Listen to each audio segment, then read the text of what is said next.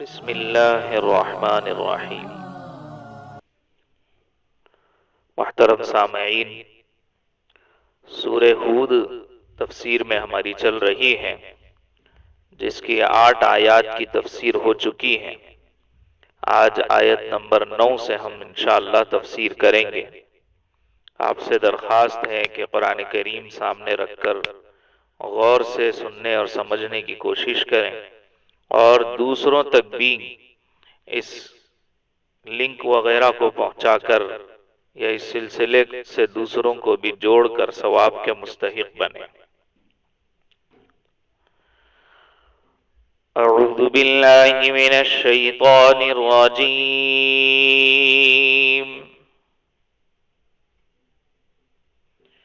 بسم اللہ الرحمن الرحیم۔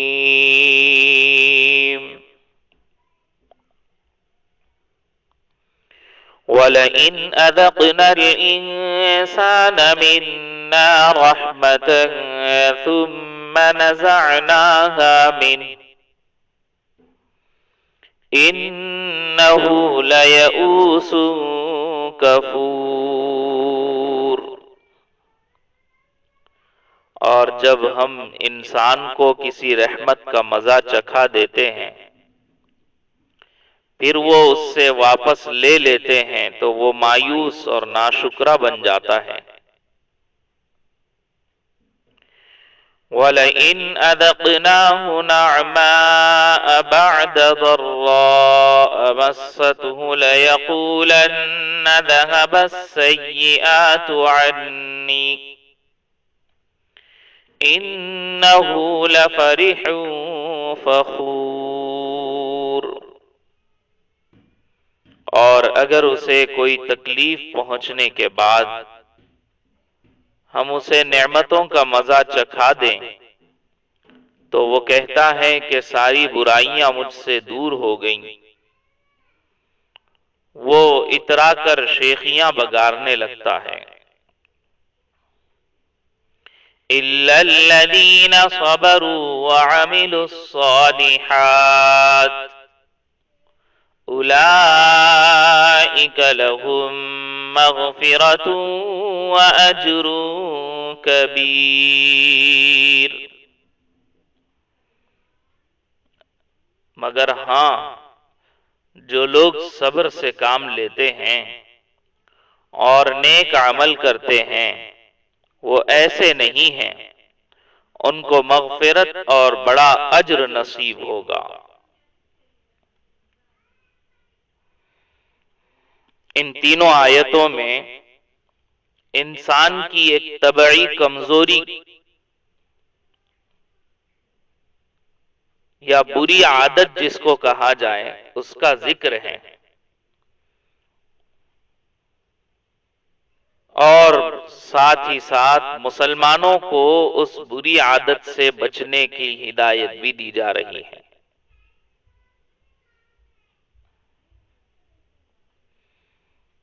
انسان کی ایک عادت یہ ہے کہ جب اس کو کوئی راحت اور اس کو کوئی خوشی نصیب ہوتی ہے تو بہت خوش ہوتا ہے، اتراتا ہے، اور جب وہ خوشی اس سے باری تعالیٰ واپس لے لیتے ہیں، وہ راحت اس سے چھن جاتی ہے، تو پھر بہت ناراض ہوتا ہے، ہمت ہار دیتا ہے، ناشکرا بن جاتا ہے۔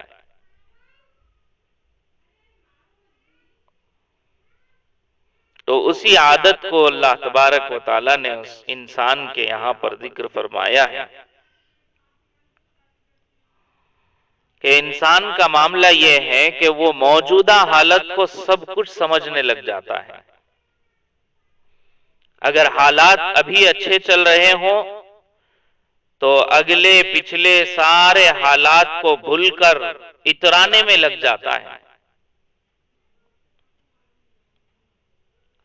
فریح فخور فرمایا کہ اترا کر شیخیاں بگارنے لگ جاتا ہے۔ حالانکہ اس کو چاہیے کہ وہ اگلے پچھلے حالات اور واقعات میں غور و فکر کر کے اس کو یاد رکھ کر حال کو، یعنی جو وقت چل رہا ہے اس کو اچھی طرح سے گزارے۔ کتابیں اور رسول جو آتے ہیں وہ اسی کام کے لیے آتے ہیں کہ موجود پرستی اور حال مستی کی اصلاح کی جائے۔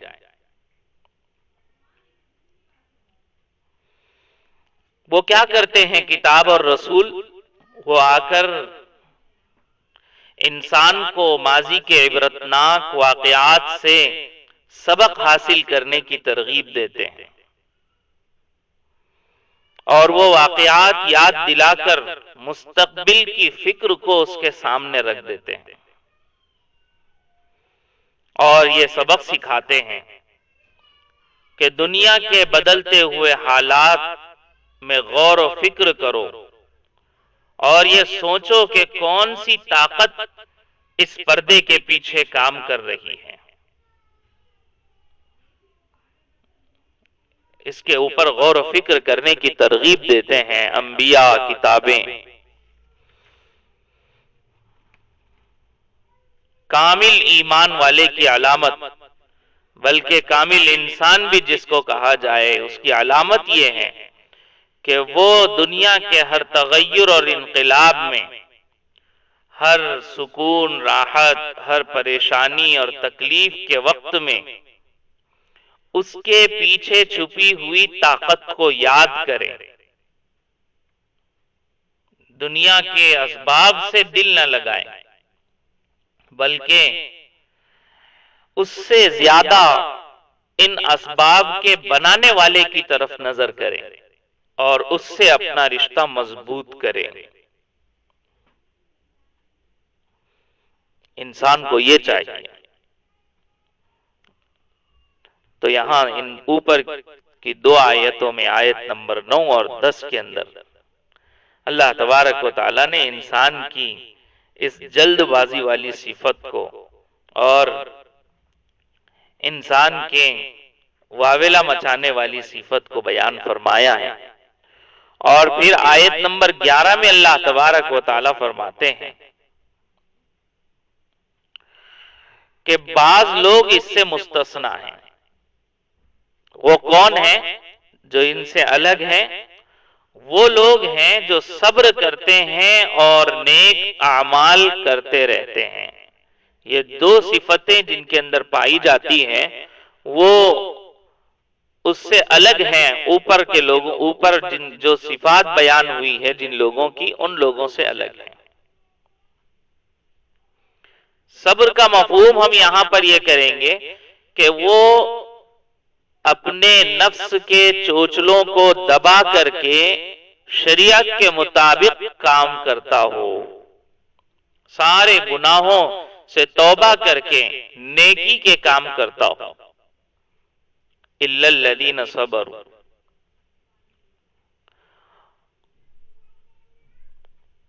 اور عمل صالح میں لگا رہتا ہو، یعنی جتنے فرائض اس کے اوپر لاگو کیے گئے ہیں، واجبات اور سنتیں اور اچھے اچھے کام اس کو کرنے کے لیے بتائے گئے ہیں، وہ سارے کام وہ کرتا رہتا ہو۔ یعنی صاف الفاظ میں یہ کہا جائے کہ جو لوگ اللہ اور اس کے رسول کے پسندیدہ کاموں میں لگے رہتے ہوں اور اس کے اللہ اور اس کے رسول کے ناپسندیدہ کاموں سے اپنے آپ کو بچاتے ہوں، وہ الگ ہیں ان لوگوں سے جو جزا فضا کرتے ہیں، یعنی جلد بازی کرتے ہیں، ناشکری کرتے ہیں اور حال ہی حال کو دیکھ کر زندگی گزارتے ہیں، ماضی اور مستقبل کا کوئی خیال نہیں کرتے۔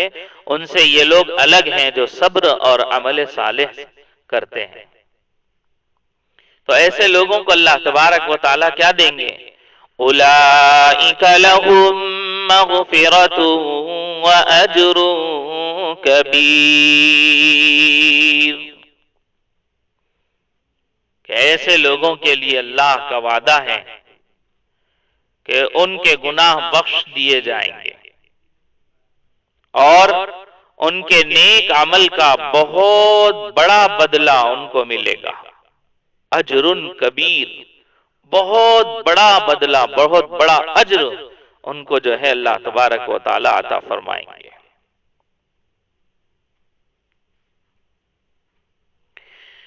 فَلَعَلَّكَ تَارِكٌ بَعْضَ مَا يُوحَىٰ إِلَيْكَ وَضَائِقٌ بِهِ صَدْرُكَ أَن يَقُولُوا لولا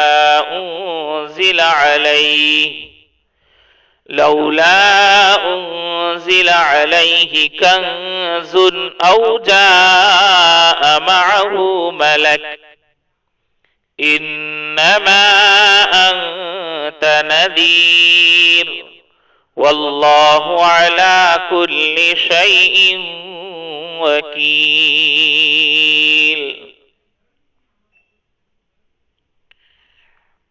پھر اے پیغمبر، جو وحی تم پر نازل کی جا رہی ہے، کیا یہ ممکن ہے کہ تم اس کا کوئی حصہ چھوڑ بیٹھو؟ اور یہ لوگ جو کہتے ہیں کہ ان محمد صلی اللہ علیہ وسلم پر کوئی خزانہ کیوں نازل نہیں ہوا یا کوئی فرشتہ ان کے ساتھ کیوں نہیں آیا، تو شاید اس سے تمہارا دل تنگ ہوتا ہے۔ تم تو ایک آگاہ کرنے والے ہو، اور اللہ ہے جو ہر چیز کا مکمل اختیار رکھتا ہے۔ اس آیت مبارکہ میں ایک خاص واقعے کی طرف اشارہ کیا جا رہا ہے۔ واقعہ یہ تھا کہ مشرکین مکہ جو حضور علیہ السلام کے سامنے مختلف قسم کی فرمائشیں کیا کرتے تھے، انہوں نے ایک مرتبہ نبی علیہ السلام سے اپنی فرمائش میں یہ کہا کہ آپ ہمارے بتوں کو برا بھلا کہنا چھوڑ دیجئے، آپ ہمارے بتوں کو برا بھلا کہتے ہیں اس لیے ہم آپ پر ایمان نہیں لا سکتے، لہذا آپ یہ جو قرآن پڑھ رہے ہیں جس میں ہمارے بتوں کی برائی کی گئی ہے، آپ اس کو تھوڑا سا بدل کر ہمارے سامنے پیش کریں۔ ائت بقرآن غیر ھذا او بدل، اس کے علاوہ کوئی اور قرآن لے آؤ یا اسی کے اندر کوئی ترمیم کر دو، اس کے اندر کچھ تبدیلی کر کے ہمارے پاس لے آؤ۔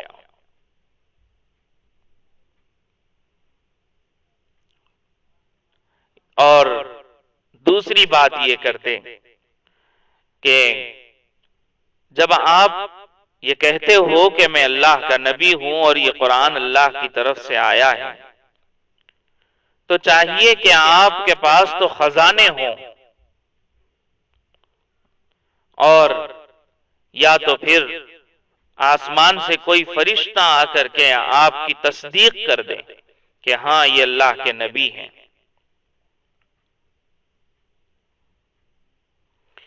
جب یہ باتیں اس طرح کی کرتے تھے تو نبی علیہ السلام کو تھوڑا سا تکلیف ہوتی تھی، تو یہاں اس کے جواب میں حضرت صلی اللہ علیہ وسلم سے فرمایا جا رہا ہے کہ آپ کے لیے یہ ممکن تو ہے نہیں کہ جو وحی آپ پر نازل کی جا رہی ہے اس کا کوئی حصہ آپ ان لوگوں کی رضامندی کے لیے چھوڑ دیں، اس کو بیان نہ کریں، اس کو لوگوں کے سامنے نہ سنائیں۔ لہذا جب یہ ممکن نہیں ہے تو آپ کو ایسی باتوں سے غم نہیں کھانا چاہیے، آپ کو ایسی باتوں سے پریشان نہیں ہونا چاہیے، ان کی لغو اور بیہودہ فرمائشوں سے آپ کے دل میں تنگی نہیں پیدا ہونا چاہیے، کیونکہ آپ کا کام کیا ہے؟ انما انت نذیر، آپ کا کام تو یہ ہے کہ آپ انہیں حقیقت سے صرف آگاہ کر دیں، اس کے بعد یہ لوگ آپ کی بات کو مانیں نہ مانیں یہ آپ کی کوئی ذمہ داری نہیں ہے۔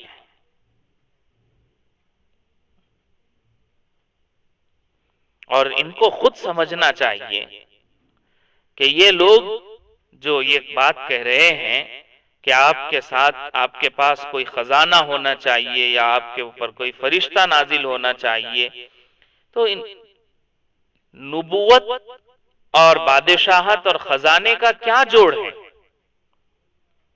کیا تعلق ہے نبوت سے خزانے کا؟ کچھ بھی نہیں ہے کہ نبی ہو تو اس کے پاس بادشاہت ہو یا اس کے پاس خزانے ہو، اس کے پاس مال و دولت ہو۔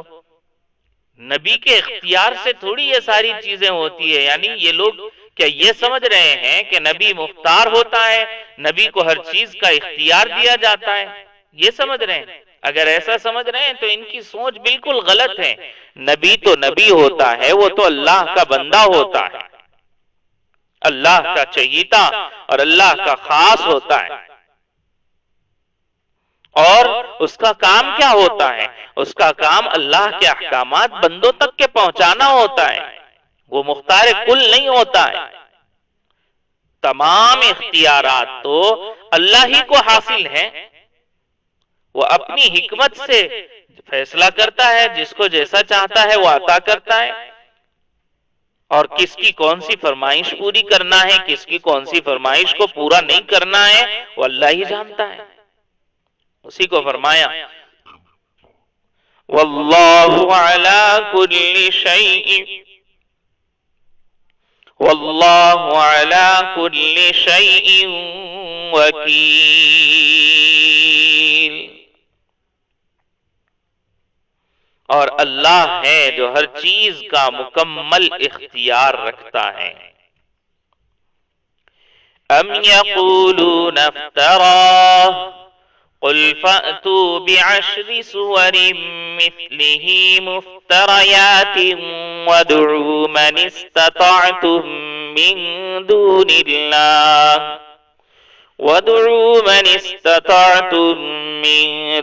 الله إن كنتم صادقين۔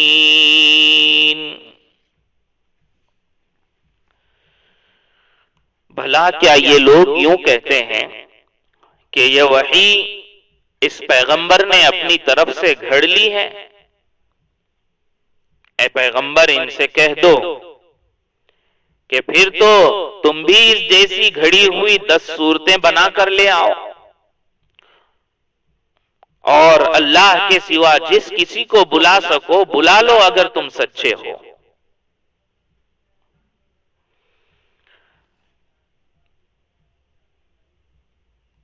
یہاں قرآن کریم کے سلسلے میں جو مشرکین نے نبی علیہ السلام سے بات کہی تھی کہ آپ اس قرآن کے اندر تھوڑی سی تبدیلی کر کے لے آئیں، تو اس سے یہ بات سمجھ میں آ رہی تھی کہ یہ مشرکین یہ کہتے ہیں کہ قرآن نبی علیہ السلام بنا کر پیش کرتے ہیں، تبھی تو وہ آپ سے تبدیلی کی بات کر رہے تھے۔ تو اللہ تبارک و تعالی یہاں فرما رہے ہیں کہ بھائی اگر تم یہ سوچتے ہو، تمہارا یہ کہنا ہے کہ نبی خود قرآن گھڑ کر تمہارے سامنے پیش کرتے ہیں، اس کی آیتیں وہ اپنی طرف سے بنا کر کے تمہارے سامنے پڑھتے ہیں، تو چلو ٹھیک ہے، تم بھی تو بہت عربی زبان کے جاننے والے ہو، اور عربی زبان کو تم اپنے گھر کی لونڈی سمجھتے ہو کہ ہم سے زیادہ کوئی نہیں جانتا عربی زبان کو،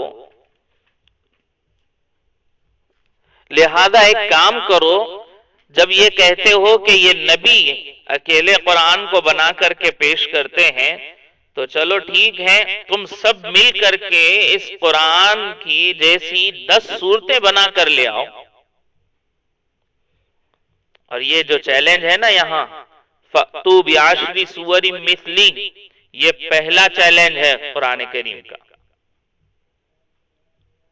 شروع میں دیا گیا تھا ان کو 10 صورتیں بنا کر لانے کا چیلنج، کہ اگر تم یہ کہتے ہو کہ نبی قرآن بنا کر اپنی طرف سے پیش کرتے ہیں تو چلو ٹھیک ہے، تم سارے کے سارے جمع ہو جاؤ، وَدْعُوا مَنِ اسْتَطَعْتُم مِّن دُونِ اللَّهِ، اللہ کے علاوہ جس کو اپنی مدد کے لیے بلا سکتے ہو بلا لو، انسان، جنات، بڑے بڑے شعراء، بڑے بڑے زبان دانی کا دعویٰ کرنے والے جتنے ہیں سب کو بلا لو اپنے پاس اور سب مل کر سر جوڑ کر بیٹھو.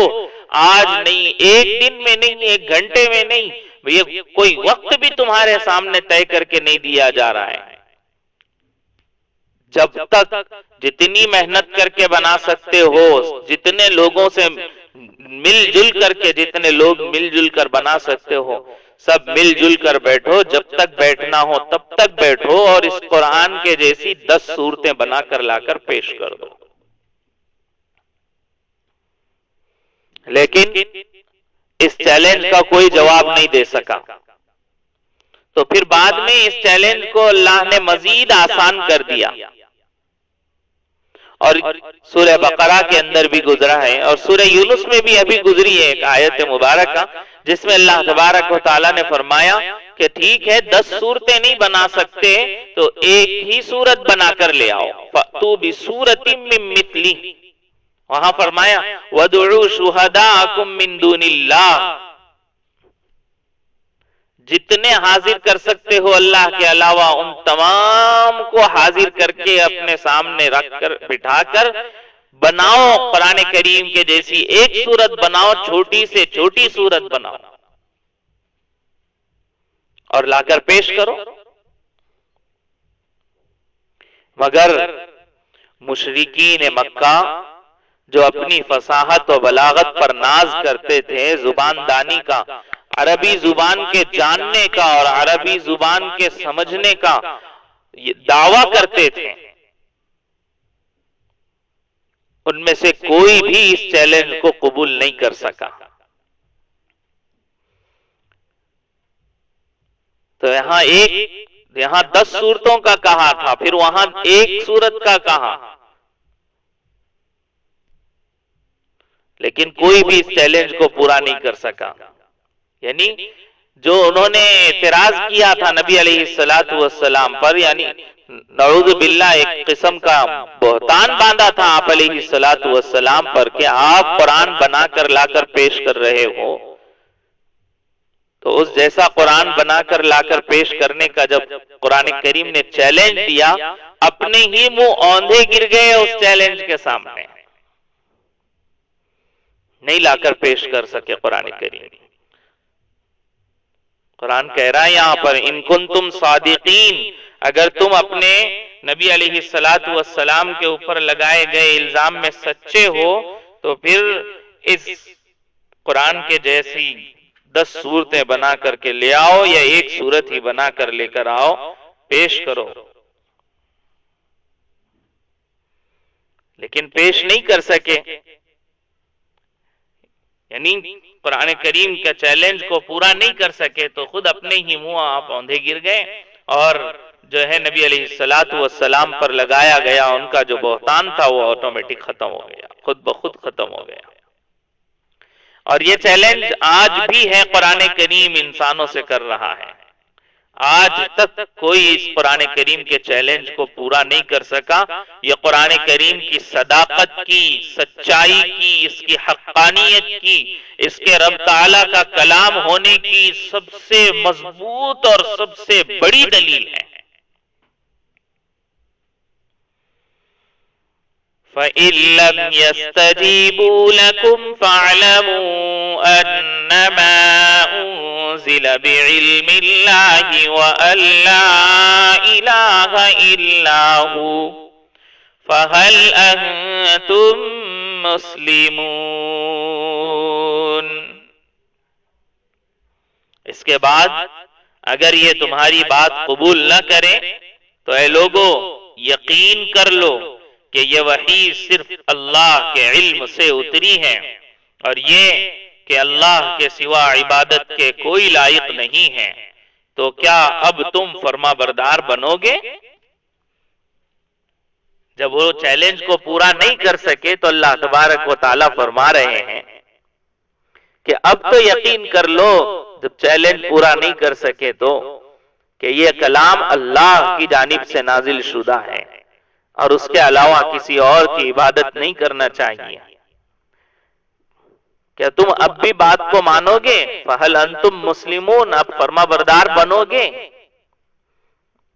قرآن کریم ایک سوال یا نشان قائم کر رہا ہے کہ اتنا واضح اور صاف پیغام دینے کے بعد بھی کیا تم اب بھی حق کو قبول نہیں کرو گے؟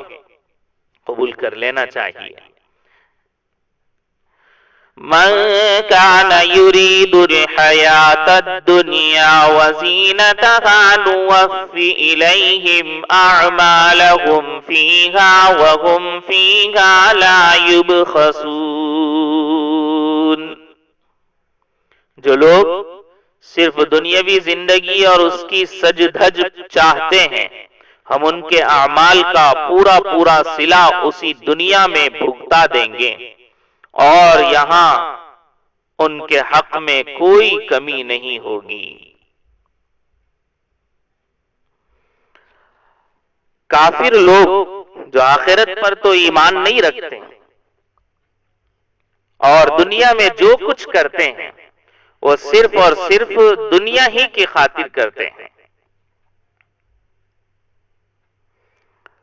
تو اب دنیا کے اندر جو کام وہ کرتے ہیں تو بہت سے کام ظاہر سی بات ہے نیک بھی کرتے ہیں، جیسے ہم دیکھتے ہیں دنیا میں کافروں کو صدقہ خیرات کے، دان دینے کے، غریبوں کے اندر کوئی راحت اور آرام کی، سکون کی، کھانے پینے کی چیزوں کے تقسیم کرنے کے کام، رفاہ عام کے کام بہت سے کرتے ہیں کفار و مشرکین۔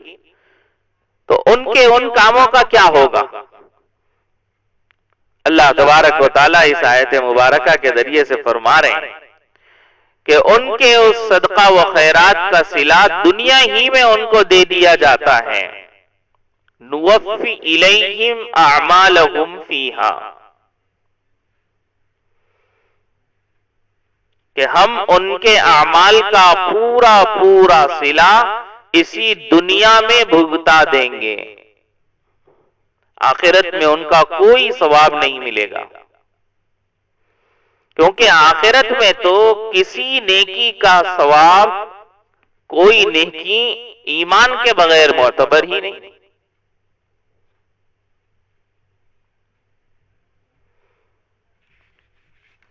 تو جتنے کام یہ لوگ کرتے ہیں ان سب کو دنیا ہی کے اندر اس کا صلہ اور بدلہ دیا جائے گا، اور ساتھ ساتھ بہت سے مسلمان بھی ایسے ہوتے ہیں جو صرف دنیاوی شہرت یا دولت یا دنیا کے نام و نمود اور دکھلاوے کے لیے بہت سے کام کرتے ہیں، تو ان کو بھی یہاں پر بتلا دیا جا رہا ہے کہ ان کو بھی دنیا ہی میں ان اعمال کا بدلہ دے دیا جائے گا، آخرت میں اس کا کوئی حصہ نہیں ملے گا ان کو۔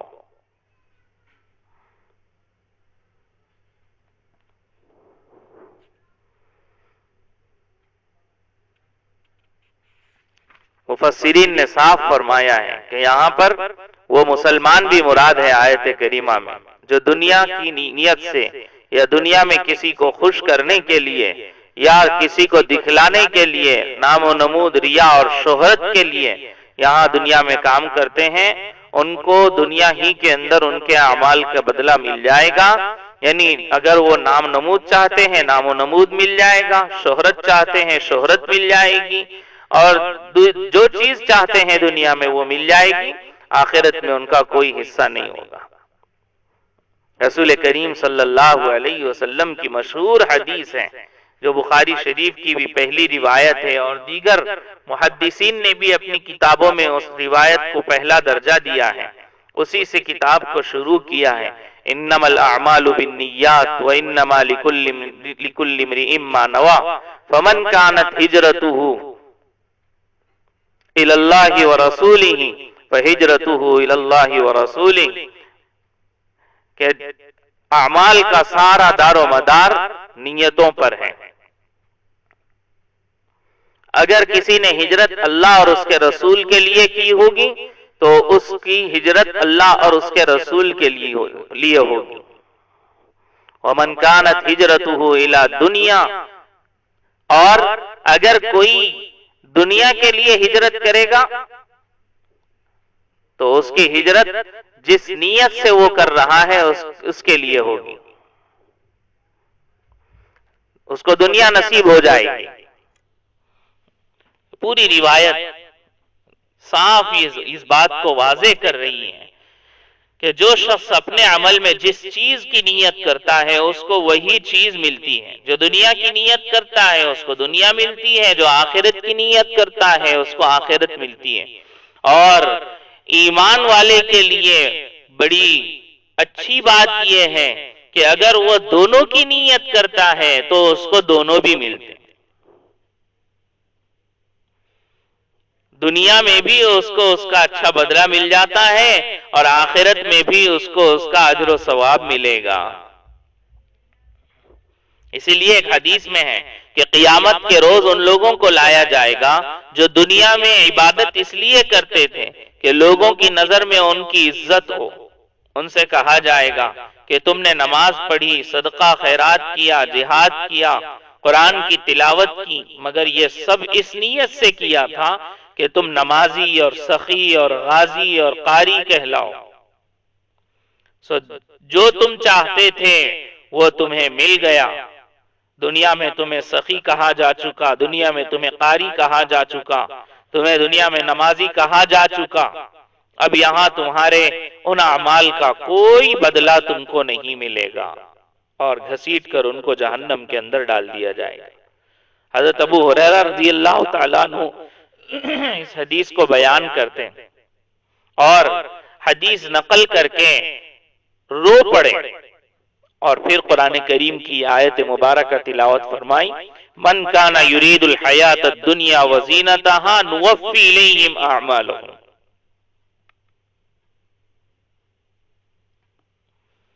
بہرحال یہاں پر فرمایا جا رہا ہے کہ جو دنیا کے لیے اعمال کرے گا اس کو دنیا کا اجر و ثواب مل جائے گا، اور جو آخرت کے لیے عمل کرے گا اس کو آخرت میں اس کا بدلہ ضرور سے ملے گا۔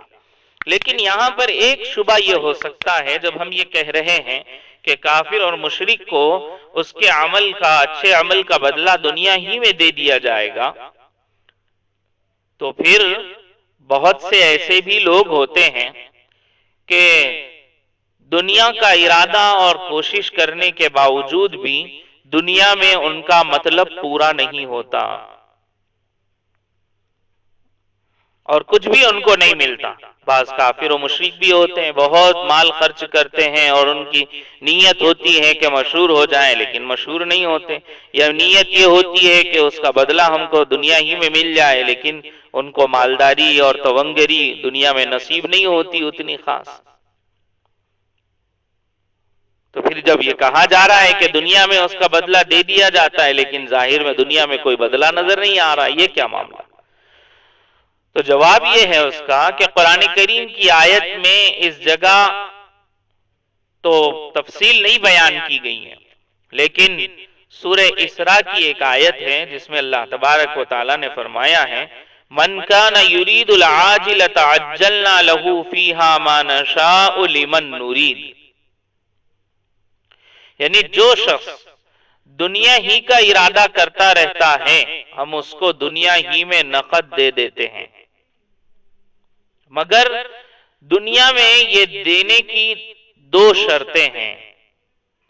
نمبر ایک یہ کہ جس قدر ہم اس کو دینا چاہتے ہیں اتنا ہی دیتے ہیں، وہ جتنا مانگے اتنا دینا کوئی ضروری نہیں ہے، جتنا اللہ چاہتے ہیں اتنا ہی اس کو دیتے ہیں۔ اور دوسرے یہ کہ صرف اسی شخص کو ہم دیتے ہیں جس کو دینا ہماری حکمت کے مطابق مناسب ہوتا ہے، ہر ایک کو دینا یہ بھی ضروری نہیں ہے۔ اللہ اپنی حکمت سے جس کو چاہتے ہیں جتنا دینا چاہتے ہیں اتنا دیتے ہیں، جو وہ چاہ رہا ہے وہی دینا یا وہ جتنا چاہ رہا ہے اتنا ہی دینا، یہ اللہ کے اوپر کوئی لازم چیز نہیں ہے۔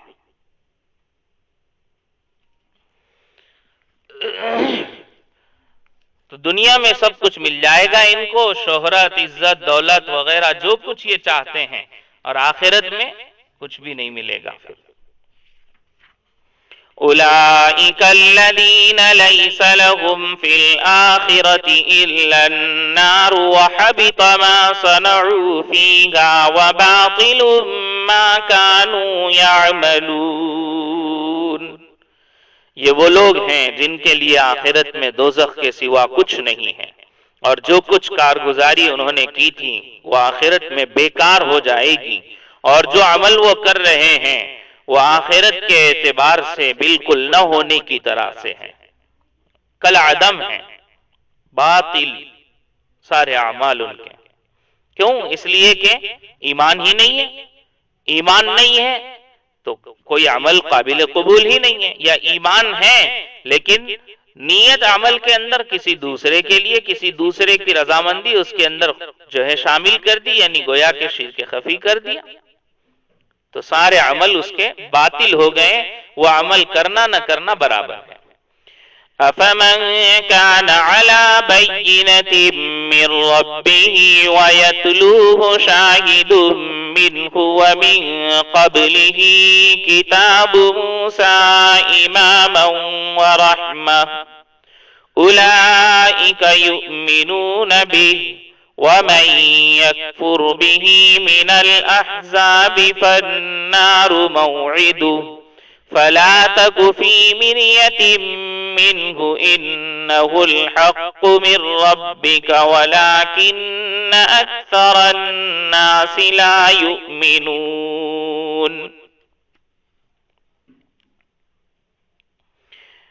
بھلا بتاؤ کہ وہ شخص ان کے برابر کیسے ہو سکتا ہے جو اپنے رب کی طرف سے آئی ہوئی روشن ہدایت یعنی قرآن پر قائم ہو، جس کے پیچھے اس کی حقانیت کا ایک ثبوت تو خود اسی میں آیا ہے، اور اس سے پہلے موسیٰ کی کتاب بھی اس کی حقانیت کا ثبوت ہے، جو لوگوں کے لیے قابل اتباع اور باعث رحمت تھی۔ ایسے لوگ اس قرآن پر ایمان رکھتے ہیں، اور ان گروہوں میں سے جو شخص اس کا انکار کرے تو دوزخ ہی اس کی طے شدہ جگہ ہے۔ لہذا قرآن کے بارے میں کسی شک میں نہ پڑو، یقین رکھو کہ یہ حق ہے جو تمہارے پروردگار کی طرف سے آیا ہے، لیکن اکثر لوگ ایمان نہیں لا رہے ہیں۔ یہاں اللہ تبارک و تعالیٰ فرما رہے ہیں کہ جو شخص اللہ کی جانب سے نازل شدہ کتاب قرآن کریم کے روشن ہدایت پر ایمان لایا ہو اور اس کے مطابق زندگی گزار رہا ہو، وہ اور جو قرآن پر ایمان نہ لائے اس کا انکار کریں، دونوں برابر نہیں ہو سکتے۔ قرآن کریم پر ایمان لانے والا تو اس کی حقانیت کا ثبوت قرآن کریم کا خود قرآن کریم ہے، اور اس بندے کے اعمال بھی ہوں گے کل روز قیامت میں۔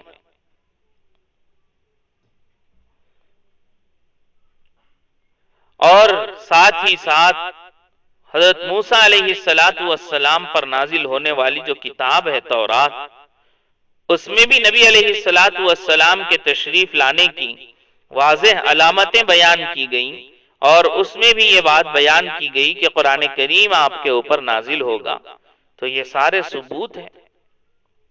لہذا اس قرآن کریم کے بارے میں کسی شک میں نہیں پڑنا چاہیے۔ قرآن کریم یہ تمہارے رب کی طرف سے آیا ہوا ہے، لیکن کیا کریں اس کے باوجود بھی، اتنا صاف صاف اور واضح ہونے کے باوجود بھی، اور پچھلی کتابوں میں اس کے نازل ہونے کی علامات اور نشانیاں بیان کیے جانے کے باوجود بھی لوگ ایمان نہیں لا رہے ہیں۔ وَمَنْ أَظْلَمُ مِمَّنِ افْتَرَى عَلَى اللَّهِ كَذِبًا أُولَئِكَ يُعْرَضُونَ عَلَى رَبِّهِمْ وَيَقُولُ الْأَشْهَادُ هَؤُلَاءِ الَّذِينَ كَذَبُوا عَلَى رَبِّهِمْ أَلَا لَعْنَةُ اللَّهِ عَلَى الظَّالِمِينَ۔ اور اس شخص سے بڑا ظالم کون ہوگا جو اللہ پر جھوٹ باندھے؟ ایسے لوگوں کی ان کے رب کے پاس پیشی ہوگی، اور گواہی دینے والے کہیں گے کہ یہ ہیں وہ لوگ جنہوں نے اپنے پروردگار پر جھوٹی باتیں لگائی تھیں، سب لوگ سن لیں کہ اللہ کی لعنت ہے ان ظالموں پر۔ اللہ پر جو جھوٹ باندھے اس سے بڑا ظالم کوئی نہیں ہو سکتا۔ جب ایسے لوگ اللہ کے پاس حاضر ہوں گے تو گواہی دینے والے یہ کہیں گے کہ یہ وہ لوگ ہیں جنہوں نے اللہ کے اوپر جھوٹی باتیں لگائی تھی، جھوٹے بہتان لگائے تھے۔ گواہی دینے والے کون ہوں گے؟ گواہی دینے والوں میں وہ فرشتے بھی داخل ہوں گے، شامل ہوں گے جو انسان کے اعمال لکھنے پر مقرر کیے ہوئے ہیں، اور انبیاء علیہ والسلام بھی اپنی امتوں کے سلسلے میں گواہی دیں گے۔ جنہوں نے مانا ہوگا ان کے سلسلے میں ماننے کی گواہی دیں گے، اور جنہوں نے انکار کیا ہوگا امت میں سے جنہوں نے ان کو ستایا اور پریشان کیا ہوگا ان کے سلسلے میں اس کی گواہی دیں گے۔ اور ساتھ ساتھ اگر انسان ان ساری چیزوں کا انکار کرے گا تو اللہ تبارک و تعالیٰ نے قرآن کریم میں فرمایا ہے کہ پھر اس کے زبان کو تالا لگا دیا جائے گا۔ اليوم نختم على افواہہم وتکلمنا ایدیہم، کہ وہ اس کے زبان پر تالا لگا دیا جائے گا اور پھر اس کے ہاتھ، پاؤں، اعضاء ہم سے بات کریں گے، تو وہ اعضاء بھی اس کے وہاں پر گواہی بن جائیں گے۔ اللہ تبارک و تعالیٰ فرما رہے ہیں الا لعنت اللہ علی الظالمین، سب لوگ سن لیں کہ اللہ کی لعنت ہے ان ظالموں پر۔ تو قیامت کے دن بھی یہ اعلان کیا جائے گا۔ وہ لوگ کیا کرتے تھے دنیا کے اندر، اس کو بیان فرما رہے ہیں الذین یصدون عن سبیل اللہ ویبغونها عوجا وهم بالآخرۃ هم کافرون، جو لوگ اللہ کے راستے سے دوسروں کو روکتے تھے اور اس میں کجی تلاش کرتے تھے، ٹیڑھا پن تلاش کرتے تھے، اور آخرت کے تو وہ بالکل ہی منکر تھے۔ کجی تلاش کرتے تھے یعنی دین کے اندر الگ الگ قسم کے اعتراضات نکال کر اس کو ٹیڑھا ثابت کرنے کی کوشش کرتے تھے، دین کو انسانوں کے لیے نقصان دہ ثابت کرنے کی کوشش کرتے تھے۔ جیسے آج کل بہت سے لوگ دین کے سلسلے میں یہ کوششیں کر رہے ہیں کہ اس کے الگ الگ اعمال کو، اس کے الگ الگ احکام کو لوگوں کے لیے تکلیف دہ بنا کر کے ثابت کریں، بتائیں لوگوں کے سامنے کہ فلاں مسئلہ دیکھو اسلام کا ایسا ہے، اس کے اندر فلاں چیز جو ہے انسانوں کے لیے تکلیف دہ ہے، اور فلاں شاید اشارے آپ سمجھ رہے ہوں گے، اللہ کرے کہ میری بات تک آپ سمجھ جائیں، پہنچ جائیں۔ اولئک لم یکونوا معجزین فی الارض وما کان لهم من دون اللہ من اولیاء یضاعف لهم العذاب ما كانوا يستطيعون السمع وما كانوا يبصرون، ایسے لوگ روئے زمین پر کہیں بھی اللہ سے بچ کر نکل نہیں سکتے، اور اللہ کے سوا انہیں کوئی یار و مددگار میسر نہیں ہو سکتا، ان کو دگنا عذاب دیا جائے گا۔ یہ حق بات کو نفرت کی وجہ سے نہیں سن سکتے تھے، اور نہ ان کو حق سجھائی دیتا تھا۔ دگنا عذاب کیوں دیا جائے گا ان کو؟ ایک عذاب تو خود ان کے کفر کی وجہ سے ہوگا، اور دوسرا اس بات کا عذاب ہوگا کہ وہ دوسروں کو اچھے اور سیدھے سچے راستے سے روکا کرتے تھے۔ تو دگنا عذاب، یضاعف لهم العذاب ما كانوا يستطيعون السمع، کہ حق بات کو نفرت کی وجہ سے یہ سن نہیں سکتے تھے، کان تو تھے ان کے پاس لیکن اس کے باوجود حق کو نہیں سنتے تھے، اس لیے فرمایا کہ وہ سن نہیں سکتے تھے اور دیکھ بھی نہیں سکتے تھے۔ اولئک الذین خسروا انفسهم وضل عنهم ما كانوا یفترون، یہ وہ لوگ ہیں جنہوں نے اپنی جانوں کے لیے گھاٹے کا سودا کر لیا تھا، اور جو معبود انہوں نے گھڑ رکھے تھے انہیں ان کا کوئی سراغ نہیں ملے گا۔ لا جرم انہم فی الآخرۃ هم الاخسرون، لامحالہ یہی لوگ ہیں جو آخرت میں سب سے زیادہ نقصان اٹھانے والے ہیں۔ اب تک تو ان لوگوں کا بیان کیا جو نہیں مانتے اور نہیں سنتے تھے، ان کے لیے سزا بھی ذکر فرمائی۔ اب ماننے والوں کا ذکر فرما رہے ہیں، ان الذين آمنوا وعملوا الصالحات واخبتوا الى ربهم اولئك اصحاب الجنة هم فيها خالدون۔ دوسری طرف کون لوگ ہیں؟ جو لوگ ایمان لے آئے ہیں اور انہوں نے نیک عمل کیے ہیں اور وہ اپنے پروردگار کے آگے جھک کر مطمئن ہو گئے ہیں، تو وہ جنت کے رہنے والے ہیں، وہ ہمیشہ اسی میں رہیں گے۔ مثل الفریقین کالاعمی والاصم والبصیر والسمیع هل يستویان مثلا افلا تذکرون۔ ان دو گروہوں کی مثال ایسی ہے جیسے ایک اندھا اور بہرا ہو اور دوسرا دیکھتا بھی ہو سنتا بھی ہو، کیا یہ دونوں اپنے حالات میں برابر ہو سکتے ہیں؟ کیا پھر بھی تم عبرت حاصل نہیں کرتے؟ یعنی اللہ کے احکامات کو اور اس کے رسول کو ماننے والوں کی اور نہ ماننے والوں کی مثال ایک دیکھنے والے اور نہ دیکھنے والے، ایک بینا اور نابینا شخص کی طرح سے۔ دیکھنے والا شخص یعنی کہ اللہ کے اور نبی علیہ السلام کے بتائے ہوئے راستے پر سیدھا سیدھا چلنے والا شخص کہیں ٹھوکر نہیں کھا سکتا، منزل مقصود تک کہیں کبھی نہ کبھی پہنچ جائے گا صحیح طریقے سے۔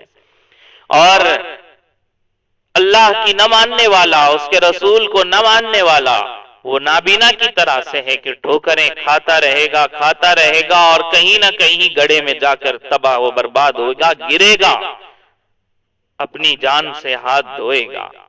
بالکل اسی طرح کفار و مشرکین جو نبی علیہ السلام کو اور آپ کے لائے ہوئے قرآن کو اور آپ جس ذات حق کی جو ہے لوگوں کے سامنے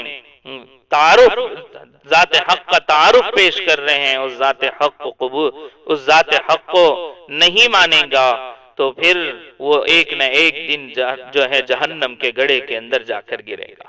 اللہ تبارک و تعالی ہم سب کو سمجھ نصیب فرمائے۔ اللہ فرما رہے ہیں افلا تذکرون، کیا پھر بھی تم عبرت حاصل نہیں کرتے؟ اللہ ہمیں عبرت حاصل کرنے والوں میں سے بنائے، صحیح زندگی گزارنے والا بنائے۔ اللہ تبارک و تعالی یقین کامل اور ایمان کامل کی دولت سے مالا مال فرمائے۔ آپ تمام سے درخواست ہے کہ خود بھی سنیں، اس سلسلے سے دوسروں کو جوڑنے کی بھی کوشش کریں۔ وآخر دعوانا ان الحمد للہ رب العالمین۔